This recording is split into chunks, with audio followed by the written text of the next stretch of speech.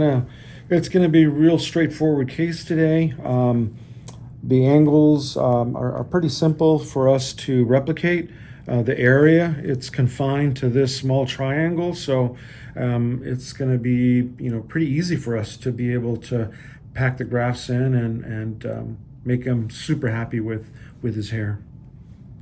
Good stuff. Yeah, he's too young to have that kind of a triangle. Let's take a look at that again. Do me a favor, Aunt, and tie this up here. Get this out of there. While this is sped up, this is one of the most critical aspects of the procedure. We want to make sure that the design of the hairline is natural and positioned properly for each patient. The goal is to establish a hairline that will last a lifetime and not require any additional transplantation in the future.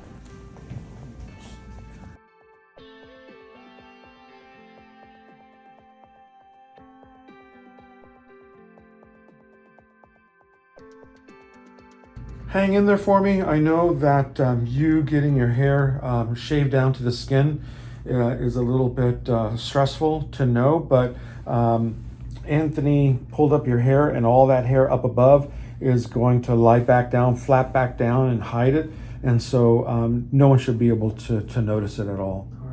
Interestingly, one of the biggest concerns patients have is the haircut. In this case, our patient has enough hair to cover the donor region immediately following the procedure. In other cases, we have strategies to assist with the early phase of recovery while hair is In other cases, we have strategies to assist with the early phase of recovery while the hair is growing back.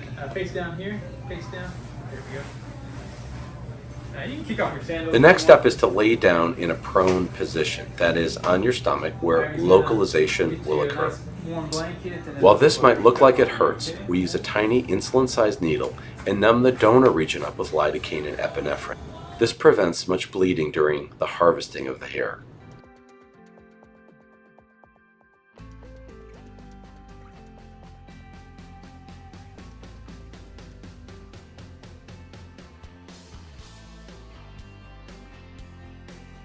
In this video, you can also see the SmartGraft assisted extraction of hair follicles, one at a time, being very careful to preserve the entire follicle. While this is a tedious process, you will not feel anything. The hairs are kept in a proper humidified and temperature-controlled environment as they are further prepared for transplantation. I'd like to also add that one of the biggest differences with our approach is to avoid over-harvesting. We see this in places around the world, such as Turkey, where the region is over-harvested, leaving bald areas in the donor area.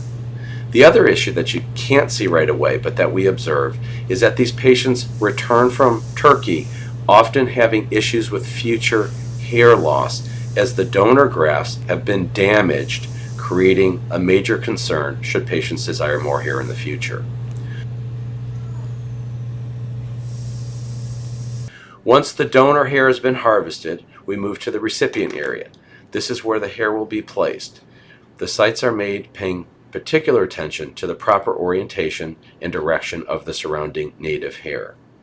What we call 1s and 2s will be used in the frontmost portion of the hairline, and then we move to 2s, 3s, and 4s further posteriorly.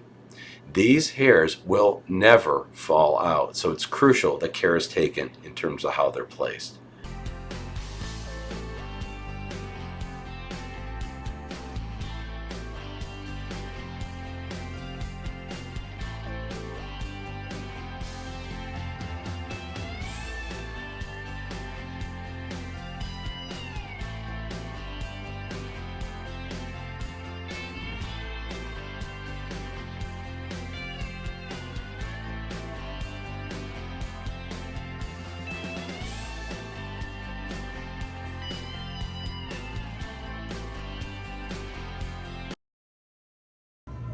Good stuff. What do you think, Tony? I think he's gonna have lots of ladies hitting up on him. Now, what were the grafts like that the hair applied? I mean, his grafts, he had regular grafts are 1s, 2s, and 3s. His were 2s, 3s, and 4s, and we even had a 7 hair graft. So the density is just going to be profound. Can we just leave his hair up like that, you think? I'm gonna leave. Immediately following the procedure, you can see all of the hairs in position, and you can see how well our patient has done.